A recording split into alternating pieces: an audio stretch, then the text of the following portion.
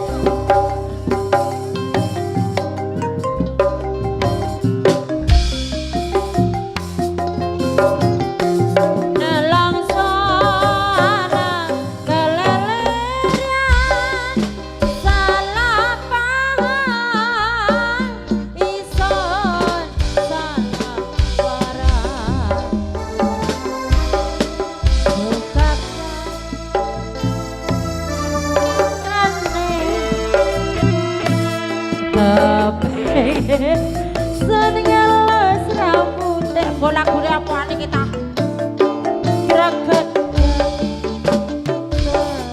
rasane kelakon turune dadane sun akeh rahina lan bengi sing lereng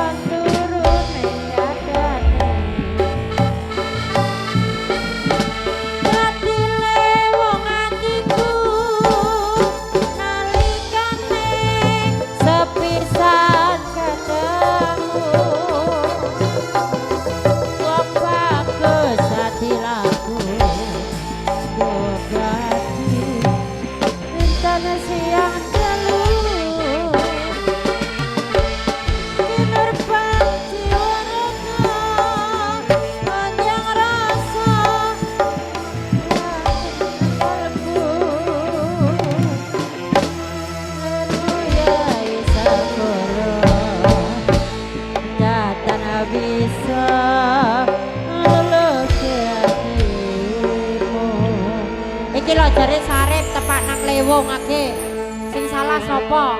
Tur kepadun penampilan dari Bapak Kampung Karyono sing duwe cahaya audio yang datangnya dari Podang, bergabung Jai Imam Rini sing duwe Senin Pahing di bulan besar. Tidak ketinggalan Bapak Kampung Rawit Putra Bakal Kidul sebagai calon Jemaah Kliwon di bulan Mulut. Bergabung Bapak Ike Bakal Kidul Senin Wage di bulan besar. Bapak Terus Jaya dia datangnya dari Talang yang sudah tampil di pagelaran Jaipongan salajengipun perdangdutan. Di antaranya Kang Bambang Danda, Nyonya Bambang Danda yang datangnya dari Kedung Moro, Nyonya Rina Nose yang datangnya dari Kedung Moro.